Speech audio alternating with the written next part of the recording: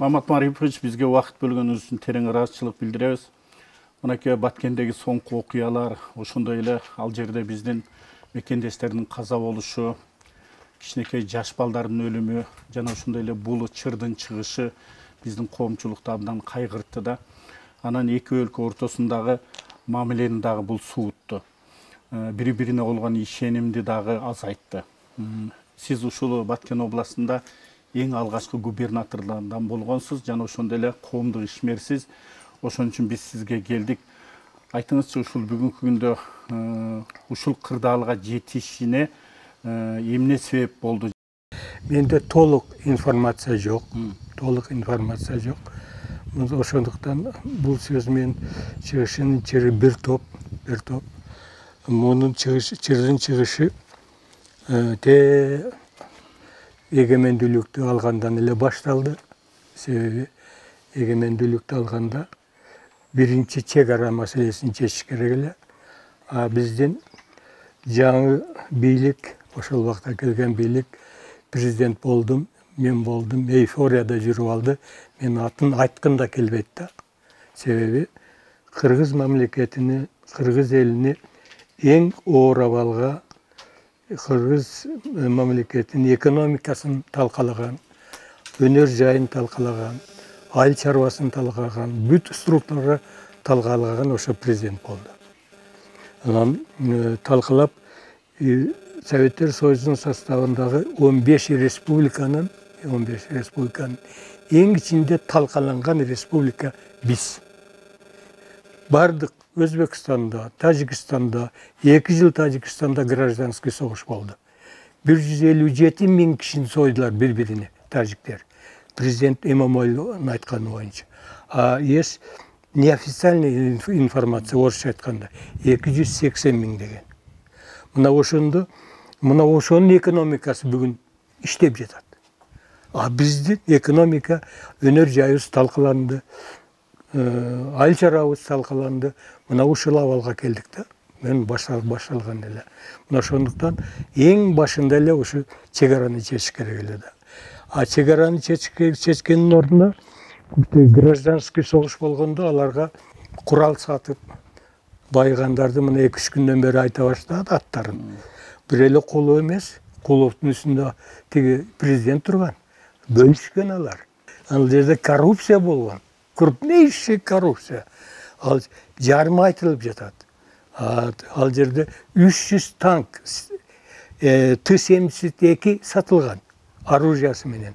Аны ортого түшүп саткан бут Америкада түрмөдө отурат. А саткандар жыргап жүрөт, сатып алгандар жыргап жүрөт. Байып.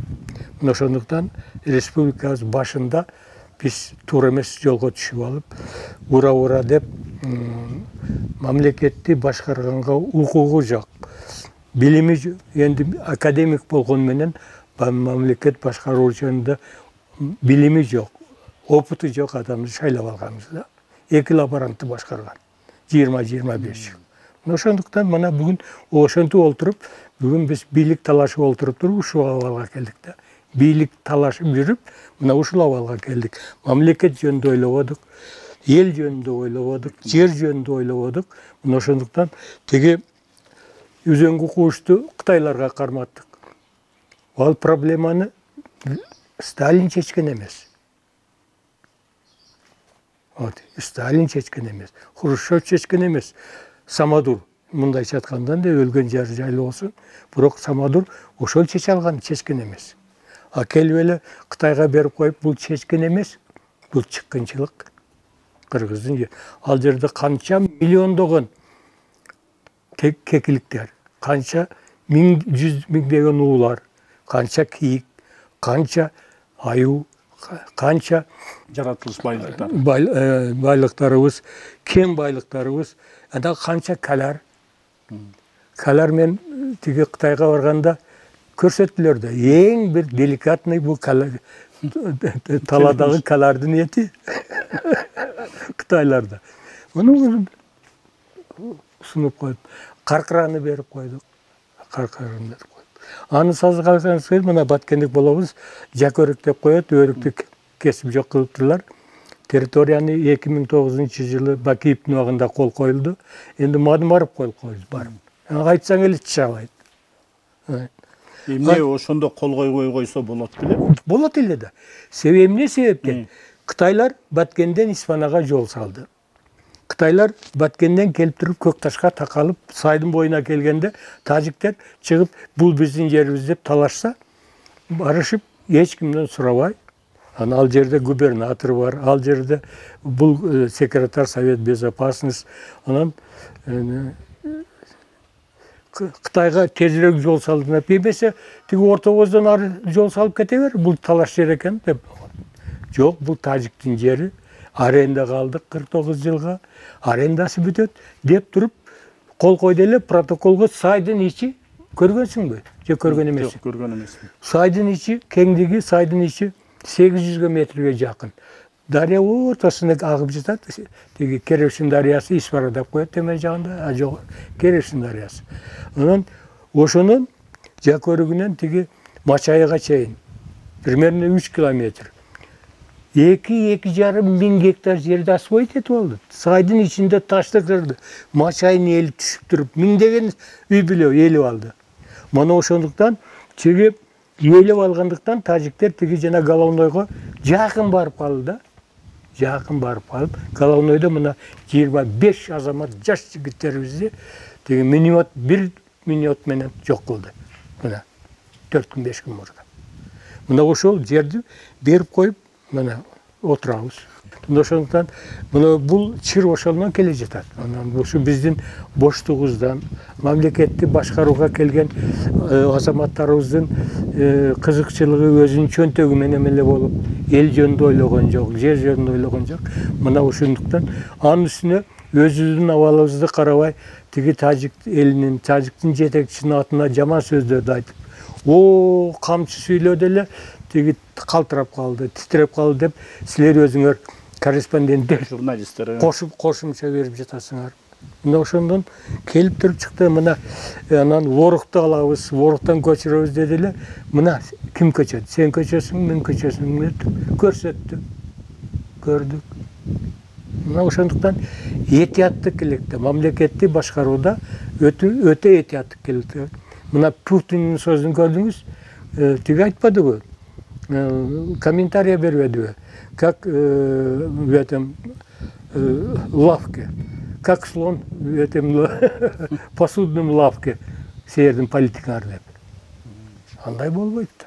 Мында ошондуктан ушул абалыбыз бүгүн кечеги согушту пайда кылды. Ушул жерде жер талаш, суу талаш маселесине басым жасалды да. Негизи ошондой эки жактагы ушул кагылышуу, эгерде бийлик башындагы адамдар уруксат бербесе, бул болбойт эле дейт. Анткени себеби тынч жаткан элге ошентип куралдуу кол салуу, аларды ошентип куу, кичинекей жаш балдарды дагы өлтүрүү, өрттөө, талкалоо, бул жөн эле ошол эки өлкөнүн жарандарынын ортосунда эле болду деп айтса болобу, же кандайдыр бир мамлекеттик деңгээлдеги да иш болдубу? Жок, абдан туура айтасың. Бул мына ушу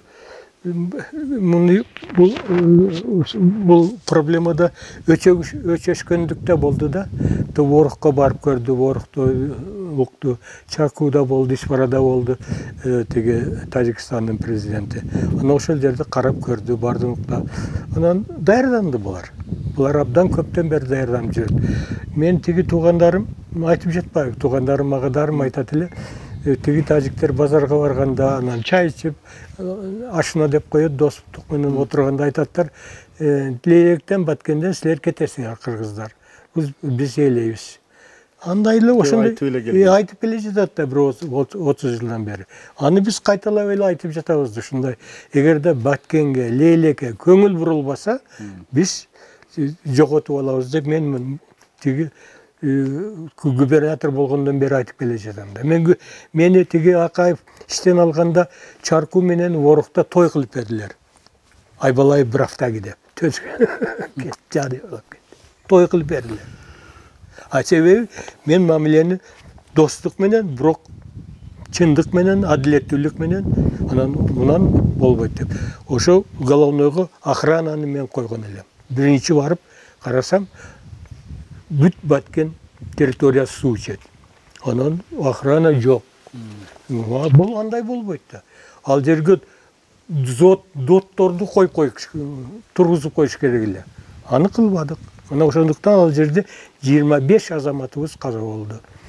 Onun içinden 8'i жаракат алдылар.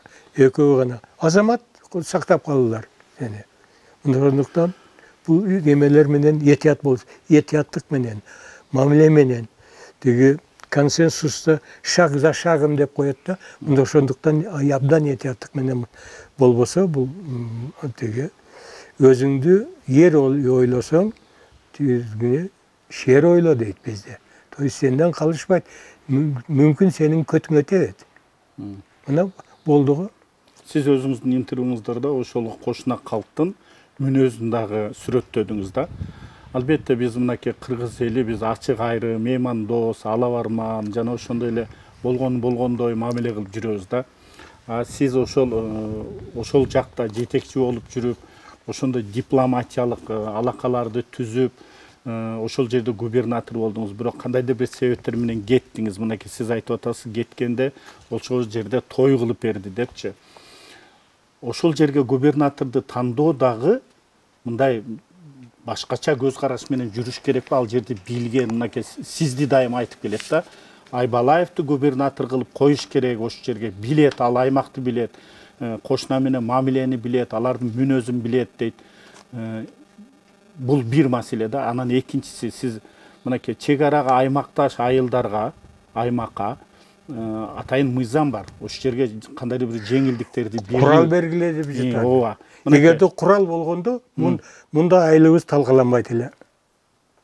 Курал белгилеп жатам. Бул айтылып эле келет, бирок Баткенге болгон эмес, чынбы? Мен энди бул история эме да, теги мени теги губернатор кылып дайындаганда мен акайып кайттым. Мен туура эмес кылып жатасыз. Мен жашым 60-ка келип калды. Мен жаштардан койбойсуз. Мен Кадамжай сурма комбинатын талкалап коюптур. Мен 3 жылда иштен алдыңар. Мына 3 жылдан кийин кайра Кадамжайга алып келип койдуңар, директор кылып. Койгон директоруңар талкалап жок. Кадамжай сурма комбинатында эч кандай продукция жок 3 жылдан кийин. 35 миллион долларга сурма сатып турган комбинат 3 жылдан жок. Мен ушу экономиканы көтөрүп берейин. Тиги налог түшөт 10-15 миллион доллар. Бул абдан жардам десем жок, сиз Баткенден болосуз. Сиз ошо билесиз жакшы. Анан ушундай дегенден кийин президент деп мен өзүмдөй ойлоп, сыйлап койсом, бул ит экен да. Тиги 2 срокко коюш керек эле мен, 2 срокко. 1 срокко жеткизбей иштен алып койбоду. Тиги Каримов айтыптыр да, мен тиги өзбектөрдү кысып, Ферганасы менен тиги достук мамиле менен Өзбекстанга барып, алардын активин алдында сүйлөп, мен тиктеп турдум, бардыгы башын ийкеп отурду. Өзбектөр туура сүйлөсөң башын ийкеп отурду. Мага көрсөттүлөр бардыгын. Тиги Атабаев деген аябай мындай жокору билимдүү, өтө тарбия көргөн ишканалардан басып өткөн генеральный директорго чейин заводко болгон азамат жигит экен. Мага бардыгын көрсөттү. Тиги корейстер менен болгон ишканаларын жана башкалар менен болгон ишканаларын барын көрсөтүп, анан мен мамилебиз анчалык жакшы эмес эле, чай ичиңиз деди. Мен айттым, мен орозомун. Орозогон коячанга чейин күтүп отурган болбойт, шылтоо таап кетип калгам да.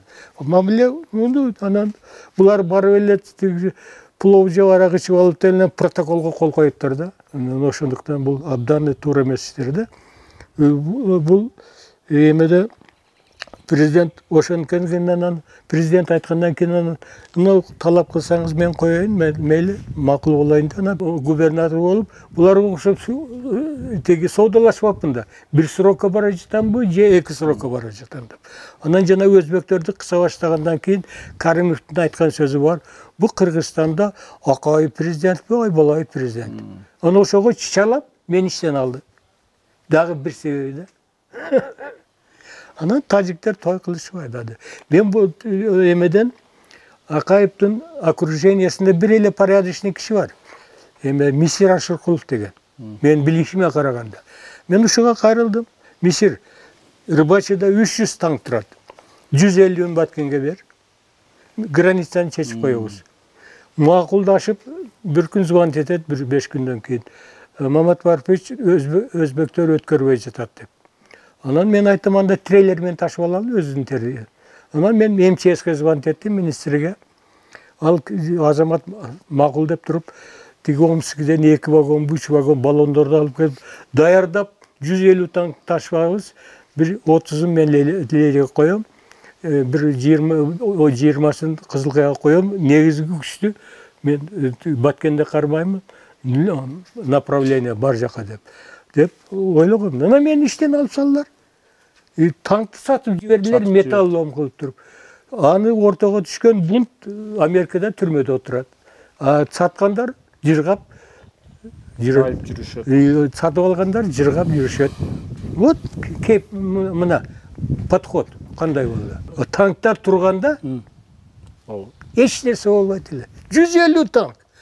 Азыр 5 танк берді Қазақстан деп сүйінеттер. Вот мына Куловтың, Ақаевтың мына 60-ға жақын самолет сатылып кеткен. Қанша вертолеттер сатылып кеткен. 5 деп жетеді Қытайға деп. Бардығын текшеріп көрсін, қандай база бар елі. Летчиктерді даярдаған. Бүт Египет кел бұл жерден даярданып кетеді. Африкалық өлкелердің летчиктері кел. Мына Ақаевтың, Куловтың қылған іші.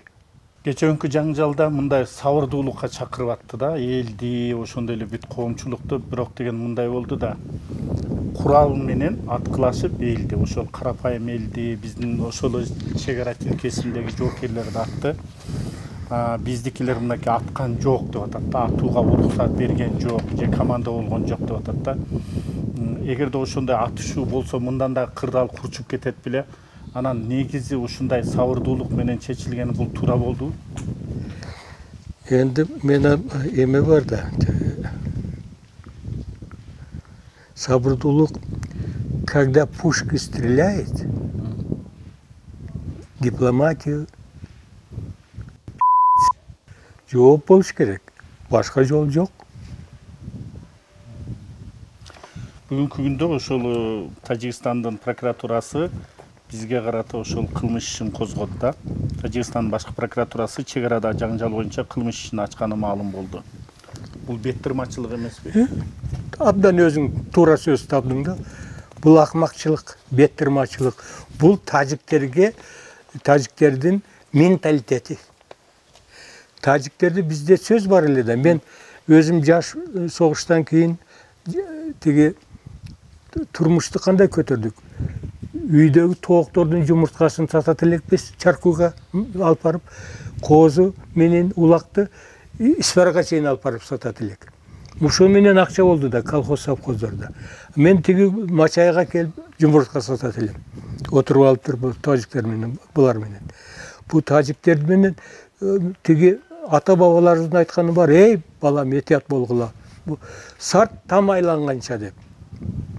Сарт там айланды, ата бабаларыбыз айтат эле. Бул жерди байкап көрдү, сол программа бул сарт там айланганча деп. Булар сөздө турбаган эл да. Сарт турбаган эл. УКМК менен чек ара кызматынын жетекчиси Камчыбек Ташиев ушундай чек арада абал курчуганын алдын ала билгенбиз деди да. Бирок мындай деп атат, азыр эми түрдүүчө жооруп атат да. Мындай маселенин чыгышы ошол кошуна мамлекеттин президентинин кызматында калуусу, анткенсе ал жерде да нааразычылык күч алып атат дейт. Анан экинчиси ошо наркотрафик дейт да. Сиз эмнени айтат элеңиз мында? Ушул жаңжалдын чыгышына ушул эки айтылган маселенин дагы кошумчалыгы барбы? Кошумчалыгы энди кошумча эмне деп кошумчаса болот. Наркотрафик мурдадан бери келген. Мен эсимде, мен ошо Мешиде тегит Баткендин кишемиш мешилерде теги жайлоого чыгат элек жаш балдар. Bir 7 жаштан баары эсимде.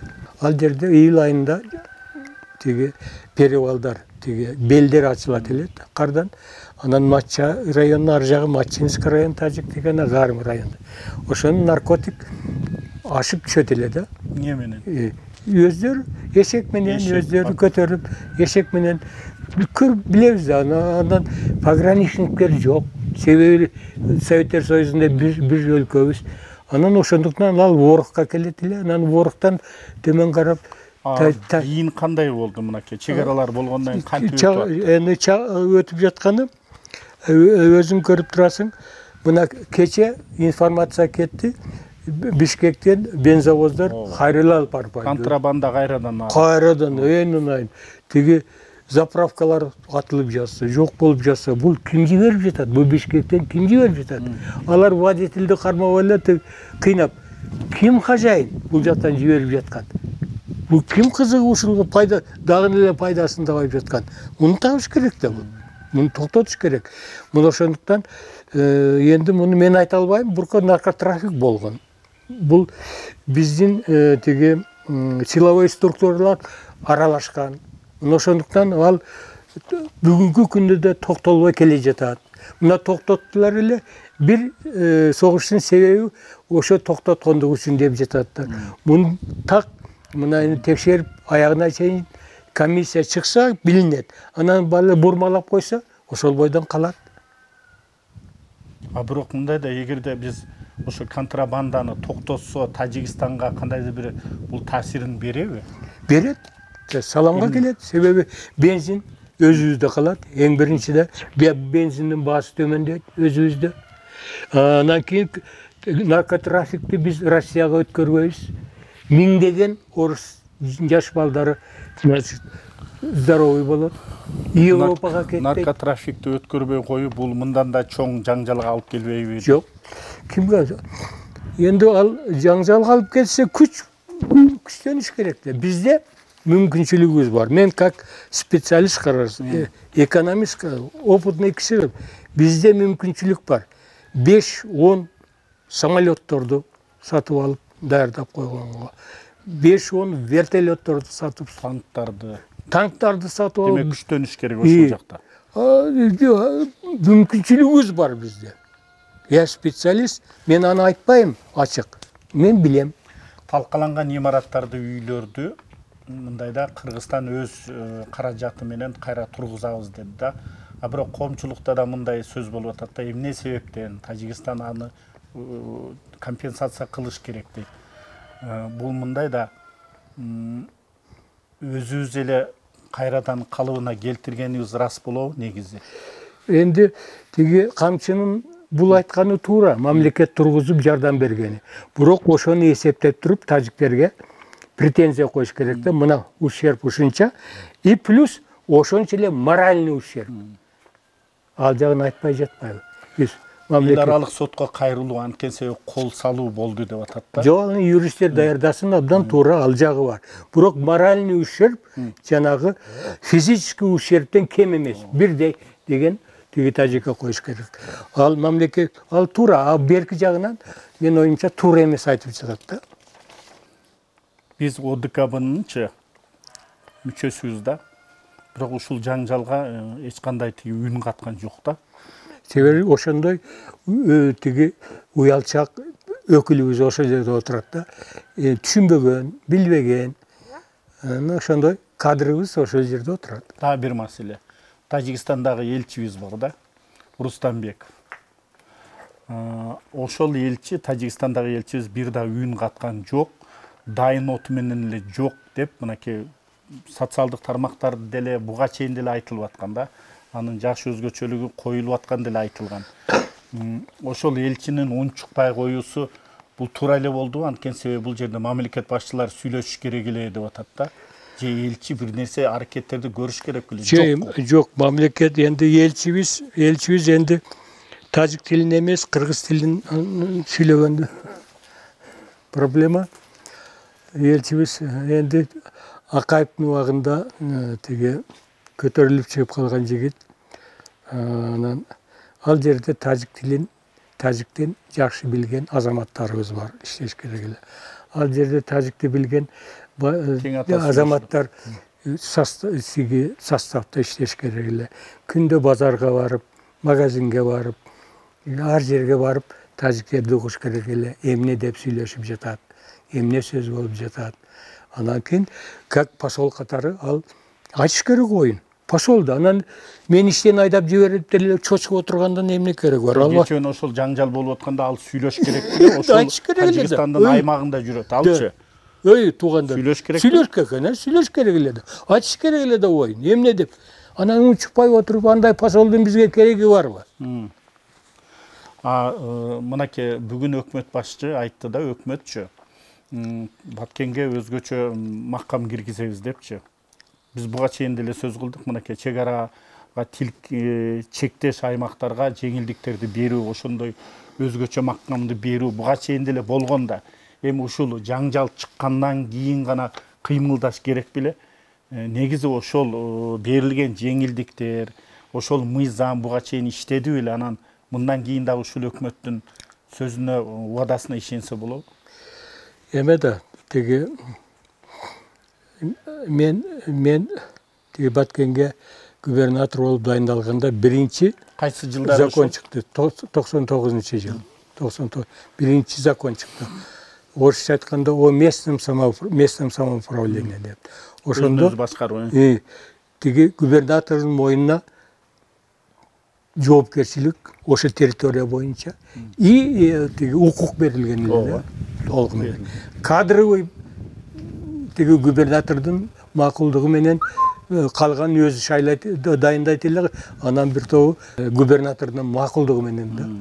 Анан жанагы тиги кызматты, орусча айтканда должность сата баштаганда, анан экинчи закон менен бир тобун тиги Азыр губернатор эч нерсе чечпейт да. Акыл өкүл да азыр. Азыр өкүл, анда эч кандай карап эле турат. Жок да, өкүл да. Ошондуктан бардык укугун тартып алды. Анан кийин аны бир азамат тиги губернаторлор тиги жоюп туруп өкүл кылгандан кийин аны тиги премьер-министр дайындай баштады. То есть деңгээли төмөндөдү. Тиги президент алыштады. Ыйгар муктары жок болду. Жок болду. Мына ошондуктан ушул абалга алып келип койду. Азыр ушул макам берүүдө кандай болуш керек дейсиз? Мына ошондуктан ошо биринчи законду орусча айтканда восстановить, ордуна коюш керек да. Аябай жакшы закон эле да. Тиги жетекчилер үчүн, бүт областтар үчүн, өзгөчө Баткен үчүн да. Анан калганын мен энди элдичи ошо жерде жашаган элдерге кандай жеңилдиктер бериш керек? Энергия, жанагы бирөөгөн гана айтты, тиги Лейлектеги водохранилищени. Баткендегини айткан жок. Баткенде эки жерде, бир жерде тоннел өтүп коюш керек дагы, бир 3,5-4 миңге жакын гектар жерди освоить этсе болот, экинчи жеринде 2,5 миң гектар жерде. Ал эми Лейлекте болсо бир эле водохранилище эмес, дагы бир 2-3 жери бар. Ошолорду кылганда эл ошол жерге токтойт. Себеби ал жерде 8-10 миң деген гектарлар арпай деп өздөштүрүлөт дагы. Анан ар бирине үй бүлөгө 1,5 гектардан бергенде дагы 10 миң деген семья ошол жерде кармалат. Чүйгө көчпөйт, Россияга көчпөйт, Бишкекке келбейт. Бул иш болгон эмес, болбой келген. Канча айтылса дагы. Анан ошондуктан карай көрөлүчү. Эми особый статус дейт, эми көрөлүчү кандай болот. Мына бүгүн эртең тиги депутаттар. Сиз ошол жерди билген киши катары айтсаңыз, эмне кылыш керек, эмнени бериш керек? Жок, энди мен кечиктим да. Себеби менен сураган жок. Мына чыгат бүгүн. Сиздин пикириңиз боюнча. Эмне пикир? Көчөдө калат да пикир. Эмне аны ачтым? Жок, мындай да, элге курал бериш керек дейт. Ошол айлык бериш керек дейт. Эмеде да. Вот Швейцария 5,5 миллион тегерегинде. Армиясы жок. Жалаң самооборона. Ошо өзүнүн закону менен элге оружие берген. Мына 6 миллион Израиль, 100 миллион арабыңдын энесин таанытып турат. Эч нерсе кыла албайт. Мына Сингапур, Ли Куан Ю 30 жылда Сингапур кылып койду. Ана ал жерден карап, биз эне тиги Америка, Европа, Россия деген жол, мына 3 мамлекеттен эле үйрөнсөк, 3 мамлекеттен. Биз да 6,5 миллион элбиз. Bizde territoriyamız var. Bizde baylığımız var. Atigilerde territoriya da yok. Baylıkları da yok. Biroq oşonçoluk Kançalık dengel, yaşao dengeli birinci, ikinci, üçüncü orunda. Ha bizdeki olsa 190. orunda. мына суроого так жооп бербедиңиз да. Сизчи Кайсы? ошол Баткенге мындай губернатор адамды кандай адамды коюш керек? Batkendikti koyuş gerek. Тажик тилин. Bilegen bilgen emez, Tacikli mentalitetin bilgen, görgön. Batkendikti koyuş gerek de. Bolganda oşonduğundan sebebi Usubaliev'tin ubagında, Masaliyev'tin ubagında. Batkendiklerdi özün rayonuna hakim kılgan yok da, birinci sekreter kılgan yok. Buna historiyanı karagına Batkendi büt başka jaktan başkargan el var. Noşonduktan ösbey kaldı Batken. Men 52. yılı Batken'e varıp Komsomolga ötküm. İsfara menen Batken bir de ayılılı. Okşoş ayılılı. Taciklerdikin karanda. Hazır Duşanbe'den keyin Harcan evet İsfara deydi. Bizdin Batken'e varıp gör. Mamat Maripovич bizge убакыт бөлүп ушул бүгүнкү ушул эң бир орчундуу, эң бир көйгөйлүү элди ушунчалык түйшөлткөн маселе боюнча ушул өз билгениңизди жана ошол эле тажрыйбаңыз менен бөлүшкөнүңүз үчүн терең ыраазычылык билдирем. Жашооңузга бакубатчылык каалайм, ден соолукта болуңуз. Рахмат. Ben sizlerge iyilik kalayman.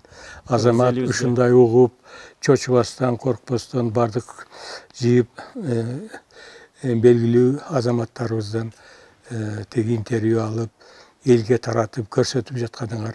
Бұл abdan жақшы nerse. İyilik kalayman, işiңер iyilikti olsun. Daim uşundadı adiletlülüktü, hakikattыкты, çındıktı izlep jüre bergile.